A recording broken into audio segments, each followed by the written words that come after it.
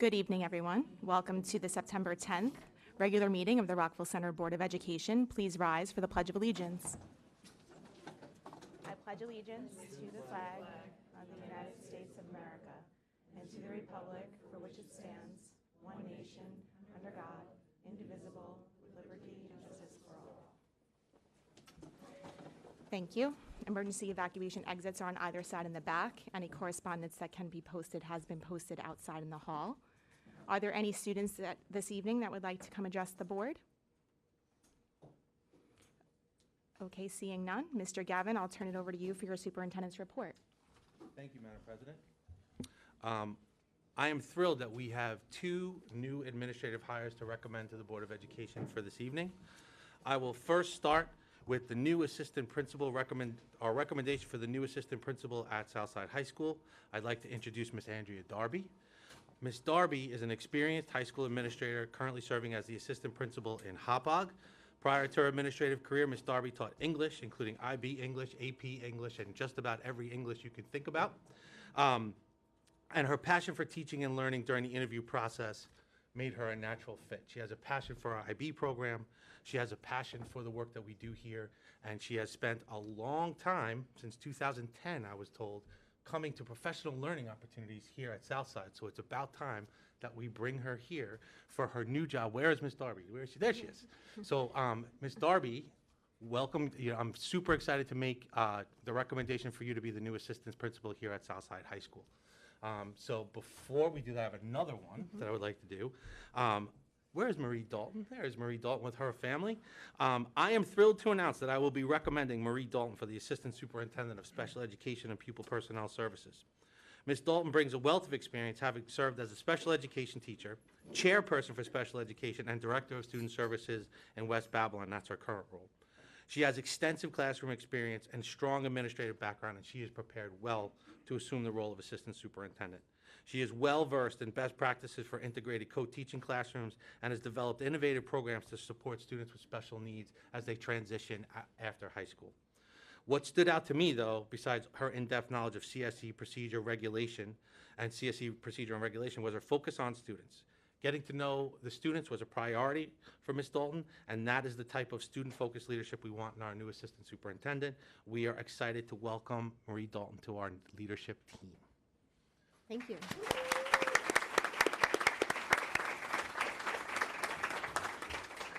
On behalf of the Board of Education, I would like to welcome both Ms. Darby and Ms. Dalton to the Rockville Center Schools community.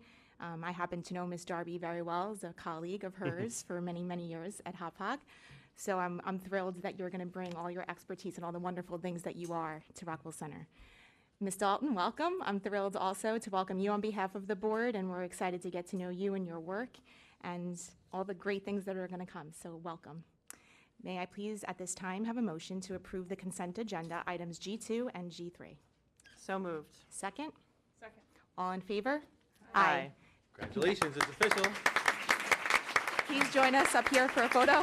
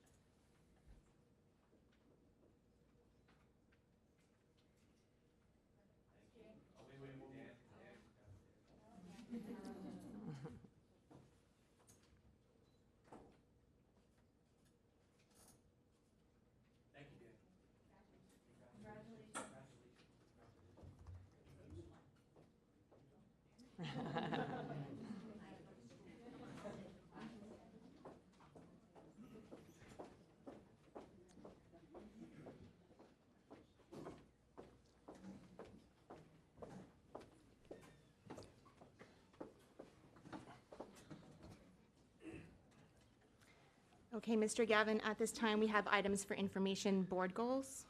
That's right. So as soon as Ms. Celebrity will come Yep. back, she will put it up. There it is. Great. Each and every year, the board and I in central office come together for an administrative retreat. This year, we did our administrative retreat at the end of July. At that meeting, we talk about what are our goals for this year? What are the things that we want to see enacted as part of the school district? The board leads a very collaborative process, and then the way that works is we choose broad goals that drive our work in the district. And then after the board gives us direction, myself and the administrative team work on how we actualize those goals.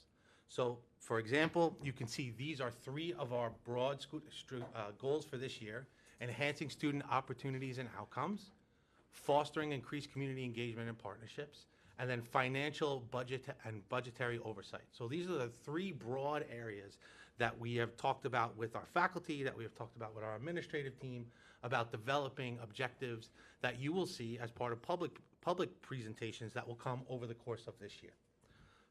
Madam President? Yes, thank you. On behalf of the board, we would like to thank you, Mr. Gavin, and the administrative team for that collaborative process. This has unfolded over the last 3 years in terms of the discussion and the reflection and the direction that we want the district to go. The board is proud to put these 3 broad categories up there. And as the year unfolds, like you said, we'll be informing the board and the community about our progress towards each of these 3 areas by actionable steps, and how you operationalize that is really up to you and your administrative team, reporting back to the board Yes, ma'am. and the community. So we thank you for that. Thank you. We look forward to that. Items for discussion, turning to policies.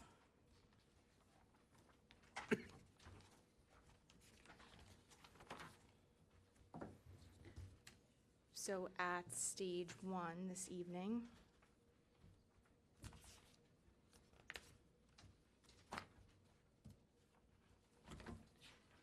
we have 1611, business of the annual district election.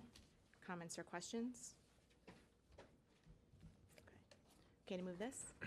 Yes. 2110, new board trustee orientation. Comments or questions?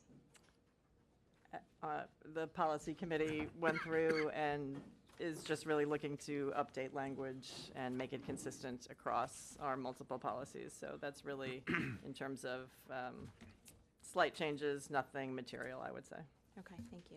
Okay to move this one? Okay, thank you. 2130, board member training on financial oversight, accountability, and fiduciary responsibilities.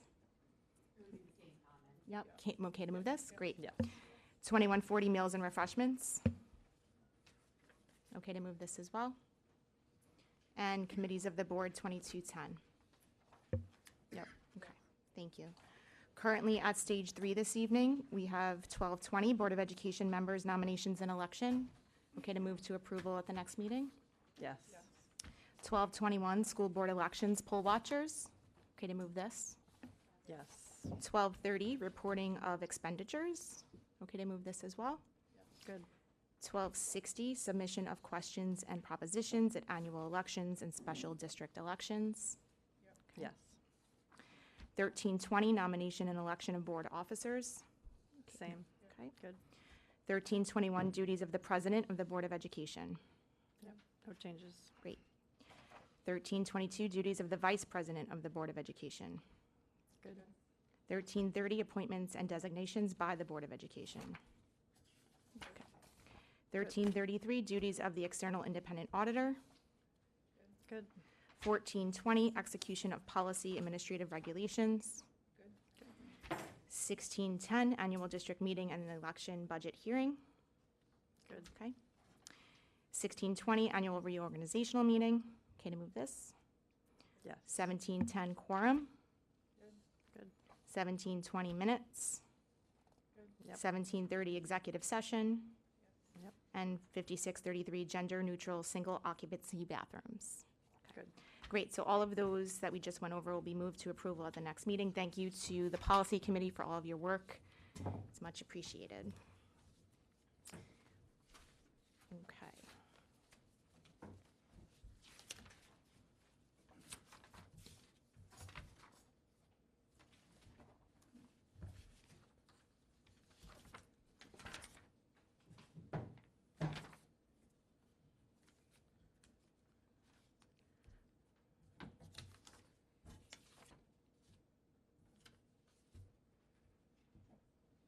Opportunity for superintendent. Mr. Gavin. Thank you, Madam President. First and foremost, welcome back to everyone. We have started off very busy right off the bat in our first 2 weeks of school. But I want a special thank you to all of our custodians, grounds, and maintenance personnel who each year do a wonderful job cleaning our buildings from top to bottom after needed upgrades, routine maintenance, and a whole host of other work that gets done at all of our different buildings across the district. If you look at our buildings, and we'll have the opportunity to walk through our buildings at the end of July, you might be a little bit alarmed as we've moved everything out into the hallways and we're doing all the different types of cleaning. And then miraculously by board tour at the end of August, they have pulled it all together at each one of our buildings. So I wanted to shout out Mr. Scalisi, Mr. Bartels, and the entire custodian and grounds crew for doing a great job. Thank you for that. Another group that you never get to see their contribution, but we certainly can't do without it, is our clerical staff who make all of our buildings and central office run amazingly smooth. So all of the mailings, all of the things that get sent to parents, all of the class lists, all of the things that you don't get a chance to see being created. I want to thank all of our amazing clerical staff for doing that so well. Our last group that I'd like to shout out right now are our nurses. Our nurses spend the summer going over making sure that all of the physicals, immunizations, and all sorts of allergy records are updated all year long to make sure that we have a safe environment for all of our students. And they work tirelessly. If you are one of our high school nurses, you have about 1,000 physicals to make sure that you are looking at each and every year to make sure that everyone's got what they need to either play sports or to enter school. And that's not even counting immunizations that need to get looked at. So I wanted to thank them out as well. One thing that came as a result of conversations with students this year, this Friday, the high school will be offering the senior class the opportunity to jumpstart the college process with an afternoon of workshops where seniors can learn more about how to prepare supplemental essays, which schools are running test optional, and how an applicant may address that or choose to address that, how to construct a resume, complete your self-reported academic form, navigate the student athletic process, the audition process for our students in the arts that have never gone to an audition for a college program. We have a workshop on that. For an art and music program. We also have, if students are interested in pursuing a trade or an apprenticeship, we have workshops on that. So that came directly as a result of speaking to our students, speaking with our guidance staff. Last year we talked about communicating and making sure that we are listening. That is one thing that I want to thank the board for keeping that as an emphasis. And I'm looking forward to Friday with our seniors that kicked that off. Thank you to Mrs. Ramsey, our counselors, and Dr. Walsh for coordinating this effort. Another piece that came from listening to students. Our inaugural JV field hockey team won their first scrimmage against Sacred Heart yesterday. We have 32 students on JV field hockey, which is, if you've ever seen a JV field hockey team, that's a lot to have on a JV field hockey team. So we have built it, and they have come. A tip to our friend that just passed away on that. Tues used to say that, build it and they will come. James L. Jones, sorry about that. But they won against Sacred Heart yesterday, and again, this came from listening to students. So this was students that came and said, we have an idea for a team. We don't necessarily want to play soccer, or we don't want to run track. Is there something else we can do? A few of us have a passionate interest in field hockey. We play club. Is there a way for us to start that? We engaged in a public conversation. We talked to Mr. McGuire, our new athletic director. We hired a coach, and they are off and running, and they are super excited. Their uniforms look great, and I can't wait for their first home game. So thank you, Mr. McGuire and Coach Garugio, for kicking off our inaugural season for field hockey. And again, this is what comes when we work together as a community, from the Board of Education to administration to our students, teachers, and counselors. So that's my report. Thank you. Opportunity for board members, Mrs. Messier. Thank you. I'd like to start by welcoming everybody back to school. I'd like to give a sincere thank you to all of our district employees, and I attempted to begin to list, but inevitably I know I would forget someone, so I will just say to everyone, thank you for getting our schools ready. Thank you for welcoming our students back to school. And I'd also like to thank our families for their support in starting what surely will be one of our best years yet. I'm looking forward to seeing how our goals are actualized, specifically that second goal, or the first goal, I should say, how we can expand access to varied coursework and support services. I'd also like to welcome all of our new staff, administrative, and our new teaching staff. Rockville Center is a great place to work. We're happy you're here, and we're looking forward to see how you'll help us grow. Specifically for special education, I'm looking forward to Ms. Dalton, you joining us and bringing us new ideas. Our special education community is very important to us. I think it's an area where over the past few years, we've really done quite a good job in building trust and expanding opportunities, and that will certainly be an area that we'll need to continue. So looking forward to it. Thank you. And for everyone, please, the board is here to support you, families, staff. Please let us know what you need and how we can help you. Thank you. Thank you. Mrs. Hackett? Welcome back. It's nice to see so many people at our first meeting. I hope we can have you come back again and again. We love seeing you. Year 8 for me, so I'm really excited to be here as always, and always happy to welcome our new faces. So welcome to Marie Dalton and Andrea Darby, and the other administrators. We have 2 new principals this year and 2 new directors, and they've just been making everything very smooth and a great start so far. So thank you to everybody involved in that. I want to echo the sentiments of the custodians. We had a really great, successful board tour again this year, and the buildings are in pristine shape for your children, ready to go, colorful and happy, and exactly what they should be to welcome the kids back. So we appreciate all of the hard work. Also want to thank everybody who helped to run our summer programs. They were really successful. We had great attendance and enrollment there, and parents seemed really happy. And of course, we had lots of great pictures to share from the kids having a great summer. So we thank you for that. On the parent side, we hope everybody will join their PTAs. That really does matter to every building. So if you have a chance to look over your PTA membership, I hope you'll join. We love hearing from our parents, and they are great leaders and great representatives of every building. So please join them. And just lastly, on a personal note, we did lose a security guard that was really important to us. I know Mr. Bartels probably knows him best of anybody here, but George was just such a face of Rockville Center, and I just feel like I wanted to say how grateful we are to him as a district. I can tell you how many times I would leave here and he would be parked outside our cars just to make sure we got in our cars and start a conversation. He's a lovely person, looked out for our children, made sure they were safe, made sure they were behaving. I don't even know if you maybe know him as well as we did, but I want you to know how instrumental he was in taking care of this district. So I just wanted to say that we're going to miss him, and he was a great, great man. So on a happy note, we're happy for transitions and orientations and all the fun things that come with September, even though we're all a little probably strung out for the next however many days of this month. But it's going to be all great things ahead for our kids and another great year, and we're looking forward to seeing these actualized. So welcome back, everybody, and have a great, great September. Thank you. Mrs. Gruner? Thank you. Yeah, welcome back to everybody. It's been a quick summer, it feels like. I think for some more than others. I know a lot of our support staff, but also our teaching staff, our administrators have been hard at work all summer. Just reflecting and looking to the future and what they're going to bring sort of to keep progressing and improving this year. So I really appreciate everyone who put in all the time during the off season, as we call it.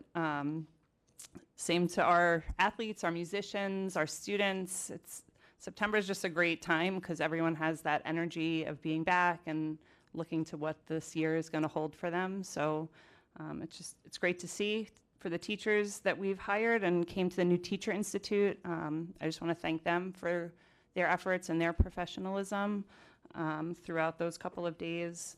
I'm excited to see what the guidance renovations bring in terms of increased interaction between students and counselors. So that's something that I'm really looking forward to for this year.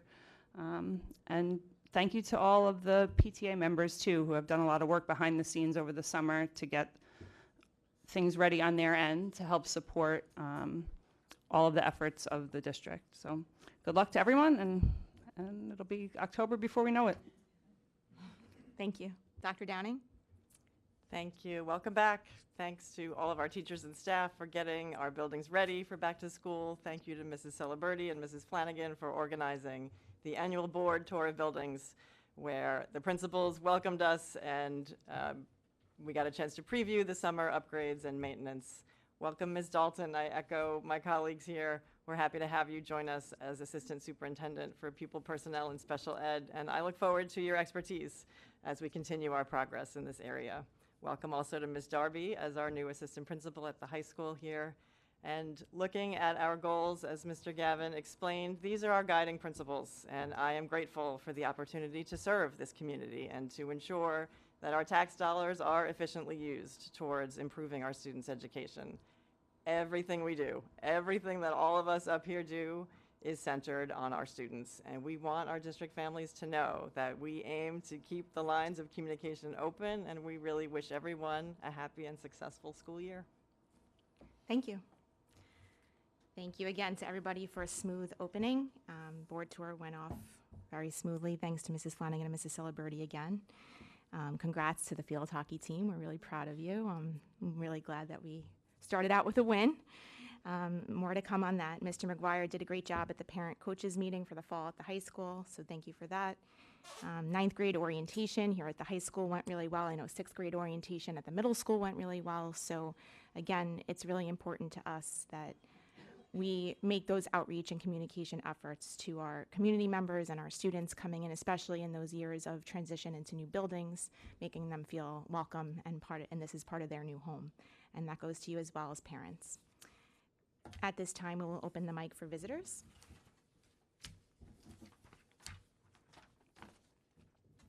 The public is reminded to address questions or remarks to the board through its president. It's requested to refrain from making any direct references to students or staff members that could be considered critical of their performance or their character. Such references to individual students or staff members are inappropriate in a public forum and should instead be conducted in private conversation with appropriate members of the staff. The public is asked to state your name and address when you come to the mic and limit your time to 3 minutes.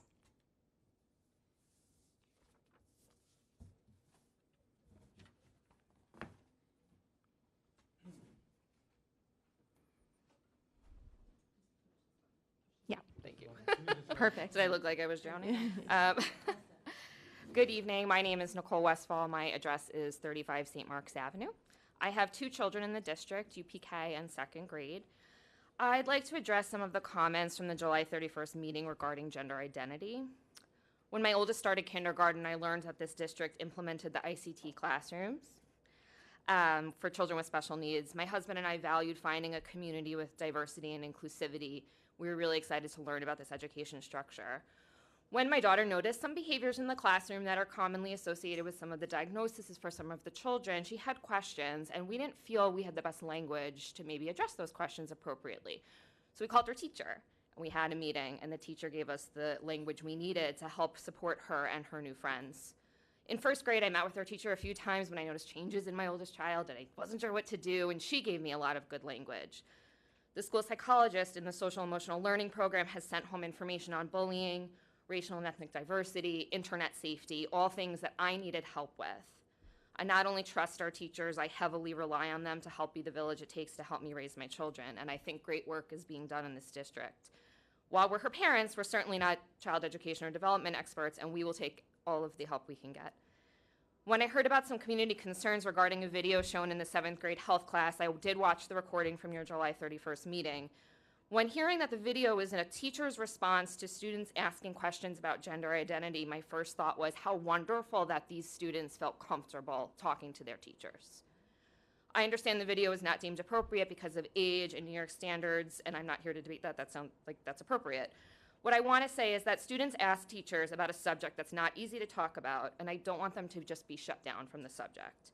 They're curious, they want to make sense of the world around them. I want school to be a safe place. I want my children to be comfortable asking their teachers questions and not being told that subject is inappropriate. I want all of our students to feel safe and supported and not pushed into corners. So while that video was deemed inappropriate, I hope we can work with New York standards to find something that is appropriate.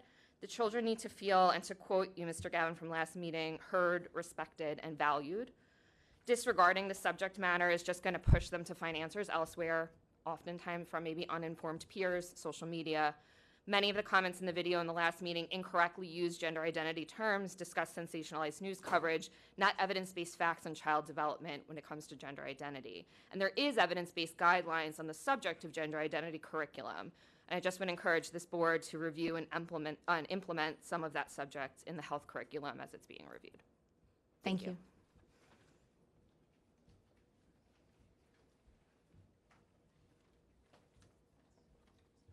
Good evening. My name is Scott Clodfelter. I live on Locust Street, and I'm the parent of a recent graduate and 2 current students.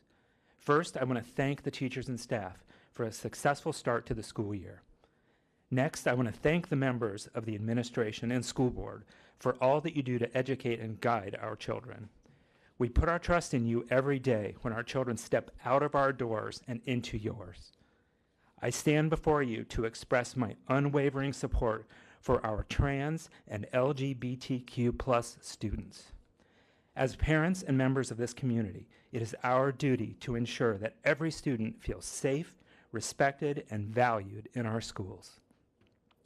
I am asking you, the school board and administration, to continue your efforts in creating a supportive and inclusive environment for trans and LGBTQ+ students.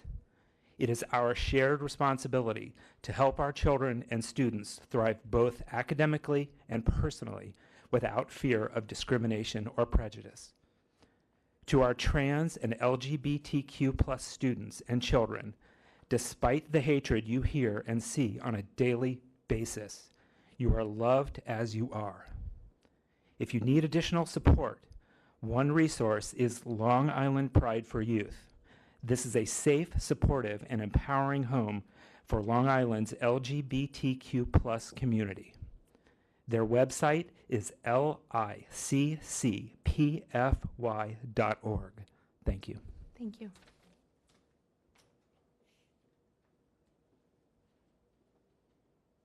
Hi, good evening. My name is Diane Nealand.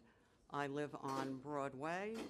I taught in the school district for 35 years in the middle school. I retired in 2001. I was the language arts chair.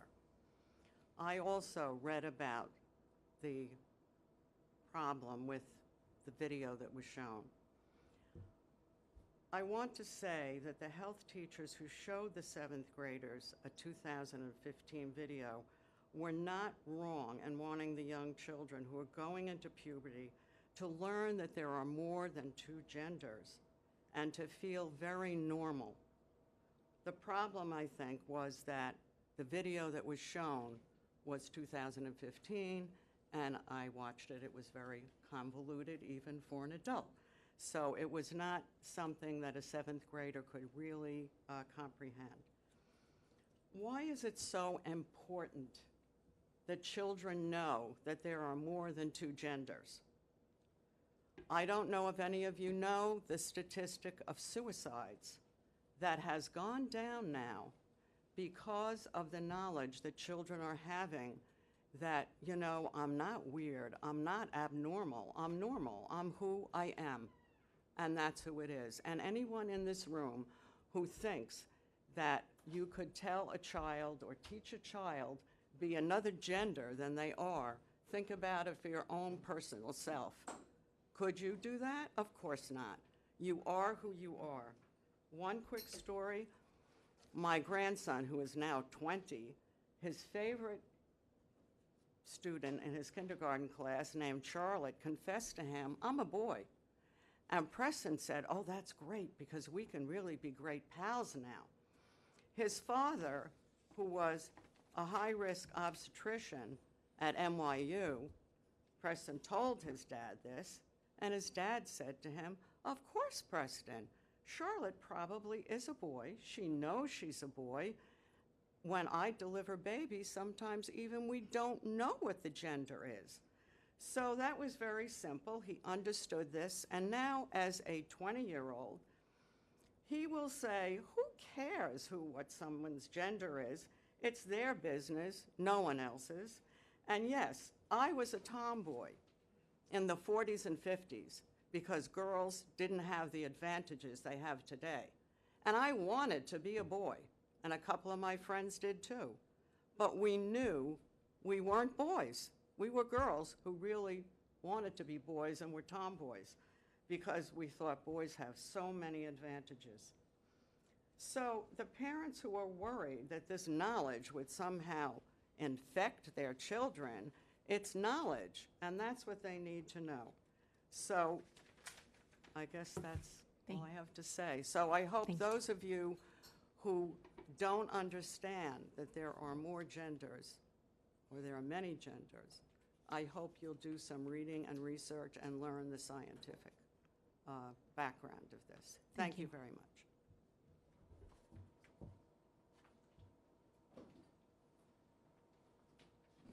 Hi, I'm tagging into the beautiful things that have already been said.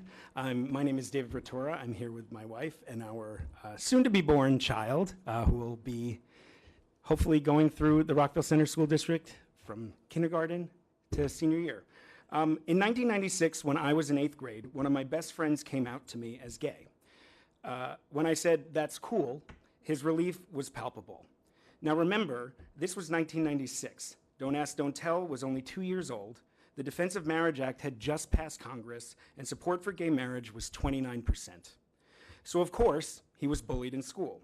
Our education system was unprepared to have a serious conversation about LGBTQ+ rights, and many students heard their parents and leaders argue that acceptance of gay people was a sign of moral decline. Worse though, do you know who he couldn't turn to for acceptance or support? His parents. Particularly his father, who was dismissive and cruel. Thankfully, my friend had a circle of open-minded middle schoolers who were supportive, protective, and loved him for who he was. And guess what? Despite the hopes of his parents and people clinging to conservative dogma, he's still gay. And he's successful, and he's happily married. I bring this story up because I'm here to support the kids who face similar hurdles today. We're hearing the same tired fear-mongering and hateful rhetoric shrouded under the guise of protecting the children. From what?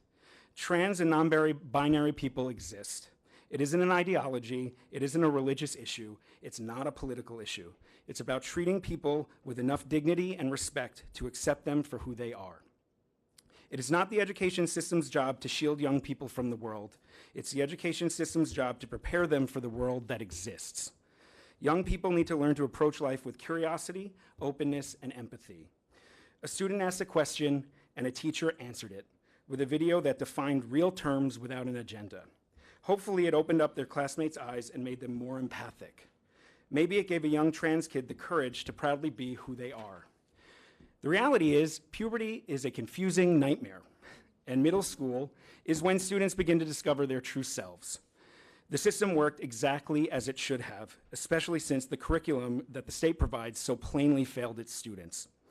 A group of 400 people in a town of 26,000 are not representative of the community at large, but they are representative of the type of parents who were so cruel to my friend in 1996. Today, Don't Ask, Don't Tell is no longer military policy. The Defense of Marriage Act was rightfully deemed unconstitutional, and support for gay marriage is about 70%, more than doubling since my friend came out. The fight isn't over, but it's not surprising who we find on the wrong side of history. I imagine the journey will be much the same for trans and non-binary people by the time my child enters 8th grade at Southside. I just hope the school district figures out before then that this discussion should be a part of the approved curriculum. Social justice is justice, and the education system is a place that needs to teach it.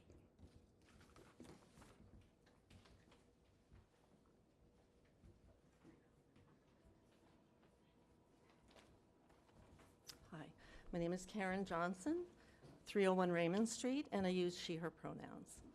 I'm a co-founder of RBC Pride. We formed almost 4 years ago to provide visible support to the LGBTQ community in our village. I'm speaking to you also as the parent of a transgender person who graduated from Southside High School.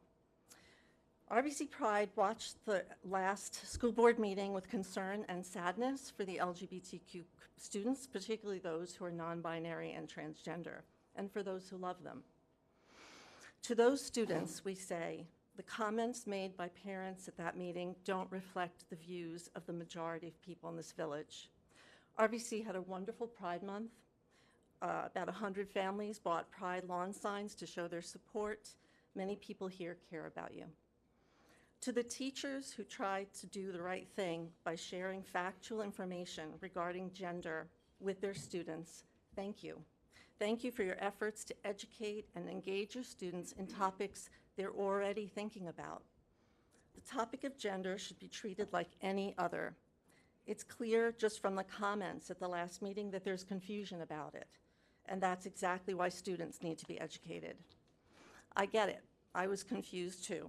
And to some degree, we're all wired to be cautious of people or things that are different or that we don't understand, but education is what helps us learn that not everything or everyone who's different is a cause for fear. And when we don't educate, we end up with bigotry, bullying, hatred, and sometimes violence.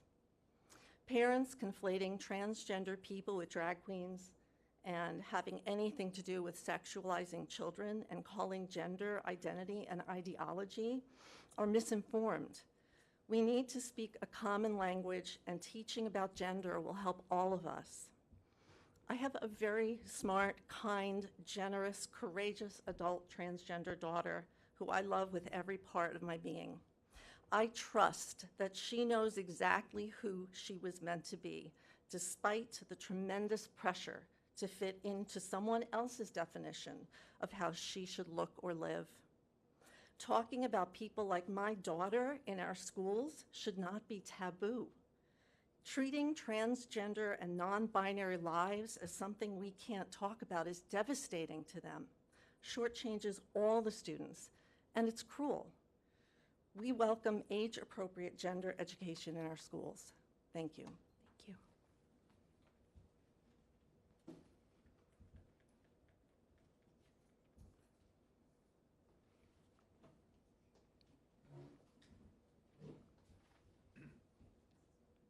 Good evening. My name's Kristen Clodfelter. I live at 396 Locust Street. I wanted to speak tonight because today is World Suicide Prevention Day, so that's sort of the reason why I feel compelled to stand up here. When my tenure as a PTA officer ended, I stopped attending the board meetings in person because I was no longer obligated to, but I still watch them every month on TV. So I watched the last meeting, and it left me thinking that I have children who watch YouTube and, for all I know, could be stumbling upon these meetings. And so my remarks are more intended for the viewing audience on YouTube than they are necessarily for the people in this room. But I want any children or young adults in our district who are watching to know that if they're struggling, they are not alone. And if they feel like they don't have anyone to talk to, they can call or text 988. I think we all want our children to know that there are resources and support, and we also want them to know where and how to find those. When I watched and heard the last Board of Ed meeting, I was both impressed and dismayed at the same time. Similar to what's been said already, I was impressed at the narrative that I heard from Mr. Gavin in terms of the facts, which is that students approached trusted adults, namely teachers, and expressed curiosity about a topic and asked for information. As a parent who has children in the district, that seems in line with exactly what we want for our students, is for them to express curiosity, to communicate, and to be lifelong learners. I would hope that in those situations, which are bound to happen, that the trusted adults that those children approached would endeavor to answer those questions, no matter how delicate or how fraught those topics happen to be. So as a parent to children in the middle school and the high school, I want to make sure that now that the topic was raised, that we don't abandon it, and that we don't move on without sharing with the children and the young adults who may be seeking information the resources that we are in a position to provide for them. So in that regard, I want to mention that an additional support resource is Long Island Pride for Youth, or PFY for short. It happens to be a division of the Long Island Crisis Center. As was previously mentioned, it is a safe, supportive, and empowering home for Long Island's LGBTQ+ community. They have chapters in both Nassau and Suffolk. Their website is liccpfy.org, and they also have a crisis and suicide hotline, which is 24/7. That hotline number is 516-679-1111. And lastly, if if you, anybody that's listening, or someone that you know is in immediate danger, you should call 911. Thank you.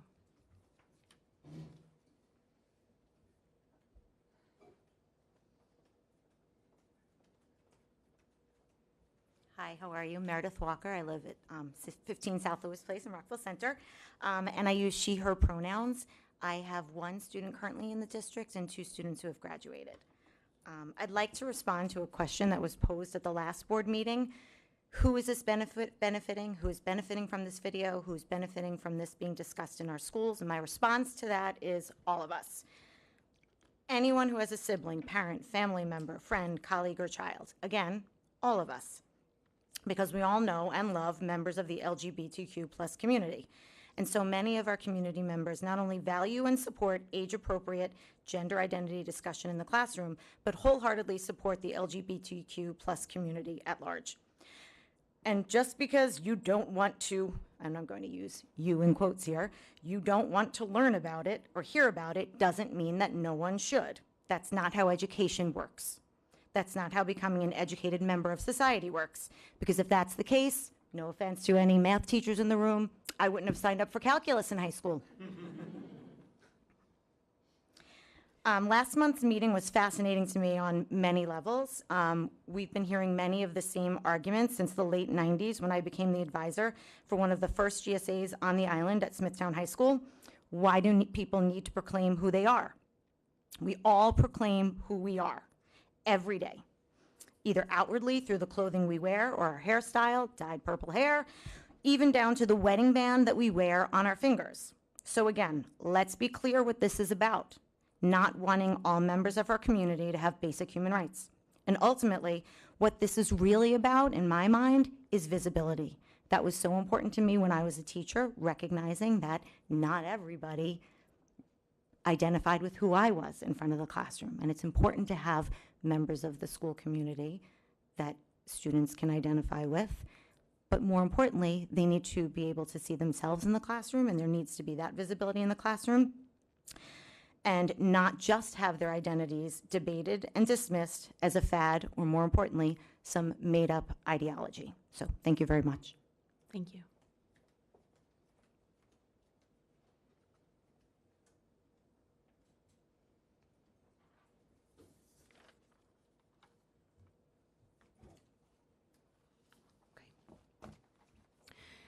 Turning to recommended items for action, may I have a motion to approve the consent agenda, items M2 through P15?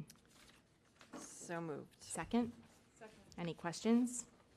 All in favor? Aye. Aye. May I have a motion to adjourn? So moved. Second? Second. All in favor? Aye. Thank you, everybody. We will see you at our next meeting, which is September 24th, and that's a Public Works. Thank you. Have a great evening. Thank you, everybody.